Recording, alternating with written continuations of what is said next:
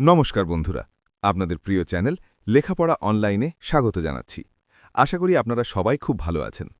আজ আমরা ভারতের আধুনিক ইতিহাসের এমন একটা মোড় নিয়ে আলোচনা করব যা ছাড়া আমাদের স্বাধীনতার লড়াইয়ের কথা ভাবাই যায় না। সালটা 1885। ইতিহাসের বইতে এটা স্রেফ একটা সাল হতে পারে, কিন্তু ভারতীয়দের জন্য এটা ছিল এক মহাজাগরণের বছর। এই বছরেই জন্ম নিয়েছিল ভারতীয় জাতীয় কংগ্রেস। আজকের এই দীর্ঘ আলোচনায় আমরা দেখব কেন একজন ইংরেজ এই দল গড়তে এগিয়ে এলেন, কেন শেষ মুহূর্তে ভেন্যু বদলে গেল, আর কেনই বা বাংলার বড় বড় নেতারা প্রথম মিটিংয়ে থাকতে পারেননি। চলুন ইতিহাসের সেই ধুলো পড়া পাতাগুলো আজ উল্টে দেখি। প্রেক্ষাপট: পরাধীন ভারতের রাজনৈতিক অস্থিরতা। কংগ্রেসের জন্মের আগে কি ভারত রাজনৈতিকভাবে নিশ্চুপ ছিল? একদমই নয়। ঊনবিংশ শতাব্দীর দ্বিতীয়ার্ধে ভারতের বিভিন্ন প্রান্তে ছোট ছোট অনেক দল গড়ে উঠেছিল, যেমন 1851 সালে ব্রিটিশ ইন্ডিয়ান অ্যাসোসিয়েশন, 1870 সালে পুনে সার্বজনিক সভা, আর 1876 সালে আমাদের সুরেন্দ্রনাথ বন্দ্যোপাধ্যায়ের নেতৃত্বে ইন্ডিয়ান অ্যাসোসিয়েশন বা ভারত সভা। কিন্তু এই দলগুলোর সীমাবদ্ধতা ছিল একটাই, এগুলো ছিল মূলত আঞ্চলিক। কোনোটা শুধু বাংলার কথা বলতো, কোনোটা মাদ্রাজের। সারা ভারতের হয়ে কথা বলার মতো কোনো ছাদ বা প্ল্যাটফর্ম তখনও তৈরি হয়নি। ঠিক এই সময় ব্রিটিশ বড়লাট লর্ড লিটনের বেশ কিছু দমনমূলক নীতি ভারতীয় শিক্ষিত সমাজকে প্রচণ্ড খেপিয়ে তোলে। সংবাদপত্রের কণ্ঠরোধ করার জন্য ভার্নাকিউলার প্রেস অ্যাক্ট কিংবা ভারতীয়দের হাতে অস্ত্র রাখা নিষিদ্ধ করার আর্মস অ্যাক্ট সারা দেশের মানুষকে বুঝিয়ে দিয়েছিল যে আলাদা আলাদাভাবে লড়লে ব্রিটিশ রাজশক্তিকে টলানো যাবে না। এরপর ইলবার্ট বিল নিয়ে শ্বেতাঙ্গদের বৈষম্যমূলক আচরণ ভারতীয়দের জেদ আরও বাড়িয়ে দেয়। প্রয়োজন দেখা দেয় এক ঐক্যবদ্ধ জাতীয় মঞ্চের। অ্যালান অক্টেভিয়াম হিউম, রহস্যময় সেই কারিগর। এই টালমাটাল রাজনৈতিক আবহে মঞ্চে আবির্ভাব ঘটে অ্যালান অক্টেভিয়ান হিউমের। তিনি ছিলেন একজন অবসরপ্রাপ্ত ব্রিটিশ সিভিল সার্ভেন্ট এবং শখের পক্ষীবিদ। 1883 সালে হিউম কলকাতা বিশ্ববিদ্যালয়ের গ্র্যাজুয়েটদের উদ্দেশ্যে এক ঐতিহাসিক খোলা চিঠি লিখেছিলেন। সেখানে তিনি তরুণ প্রজন্মকে দেশের সেবায় এগিয়ে আসার আহ্বান জানান। তিনি বুঝেছিলেন ভারতীয়দের মনে যে ক্ষোভ দানা বাঁধছে, সেটা যদি কোনো নিয়মতান্ত্রিক পথে বেরোবার সুযোগ না পায়, তাহলে 1857 সালের চেয়েও ভয়াবহ বড় কোনো মহাবিদ্রোহ ঘটতে পারে। এখানেই জন্ম নেয় সেই বিতর্কিত সেফটি ভালভ তত্ত্ব।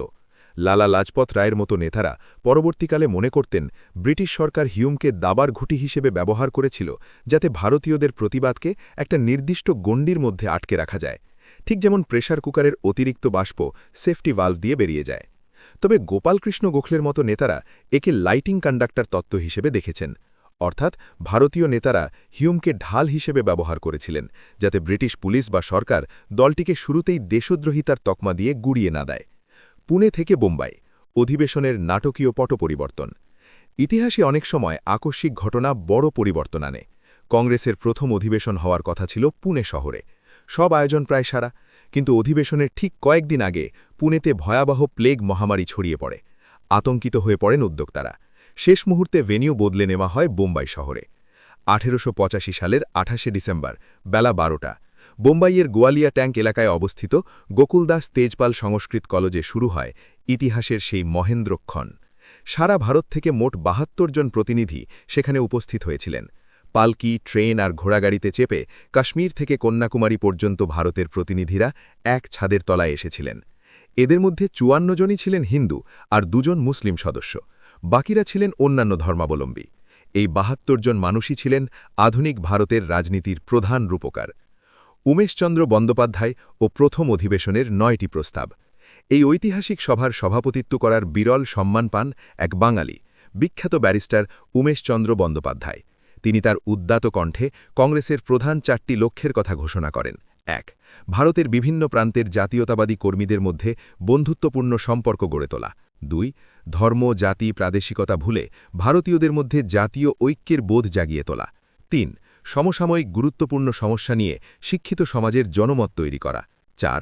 আগামী 1 বছরে দেশহিতৈষী রাজনৈতিক কর্মীরা কোন পথে হাঁটবেন তার রূপরেখা তৈরি করা।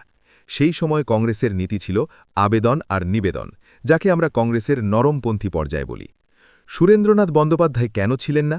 একটা খুব কৌতূহল উদ্দীপক তথ্য হল, সেই সময়ের সবচেয়ে বড় জাতীয় নেতা সুরেন্দ্রনাথ বন্দ্যোপাধ্যায় কিন্তু প্রথম অধিবেশনে উপস্থিত ছিলেন না। কেন জানেন? কারণ ঠিক একই সময় কলকাতায় তার নেতৃত্বাধীন ইন্ডিয়ান ন্যাশনাল কনফারেন্সের দ্বিতীয় অধিবেশন চলছিল। ভারতের দুই প্রান্তের দুই বড় নেতা উমেশচন্দ্র এবং সুরেন্দ্রনাথ একই সঙ্গে কাজ করছিলেন। পরে 1886 সালে অর্থাৎ দ্বিতীয় অধিবেশনের সময় এই দুই সংগঠন একীভূত হয়ে যায়। সুরেন্দ্রনাথের অংশগ্রহণের ফলে কংগ্রেস আক্ষরিক অর্থেই সারা ভারতের মানুষের মনে জায়গা নিতে শুরু করে। ব্রিটিশ প্রতিক্রিয়া ও নরমপন্থী নেতৃত্বের মূল্যায়ন। কংগ্রেসের এই শুরুর দিকটাকে অনেকে সমালোচনা করে রাজনৈতিক ভিক্ষাবৃত্তি বলেছেন। কিন্তু ভাবুন তো, সেই চরম শক্তিশালী ব্রিটিশ রাজশক্তির সামনে সরাসরি বিদ্রোহ করার শক্তি কি তখন আমাদের ছিল?